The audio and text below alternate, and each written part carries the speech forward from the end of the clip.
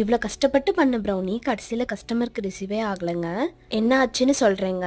இந்த customer பங்கார்பேட்லேருந்து order பண்ணியிருந்தாங்க. Actually customer ப்ரெக்னெண்ட்டாக இருக்காங்க. அவங்களுக்கு ப்ரௌனி கிரேவிங்ஸ் வந்து நம்ம வீடியோஸ் பார்த்து அவங்களுக்கு ரொம்ப பிடிச்சி நம்மக்கிட்ட ப்ரௌனி ஆர்டர் பண்ணியிருந்தாங்க.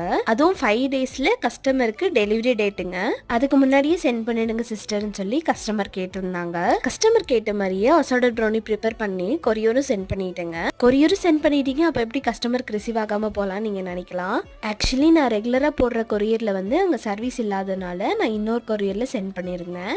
ஆனால் அந்த கொரியரில் பங்கார்பேட்டுக்கும் போய் கஸ்டமருக்கு ரிசீவ் ஆகாமல் எந்த இன்ஃபர்மேஷனும் பண்ணாமல் ரிட்டர்ன் வந்துருச்சுங்க. நான் அவ்வளோ ஆசாசியாக பண்ணேங்க. கஸ்டமர் பாக்ஸ் ஓப்பன் பண்ணோடனே சர்ப்ரைஸ் ஆகிடுவாங்கன்னு சொல்லி கங்க்ராச்சுலேஷன்ஸ் எல்லாம் போட்டு நான் செட் பண்ணி பேக் பண்ணியிருந்தேங்க.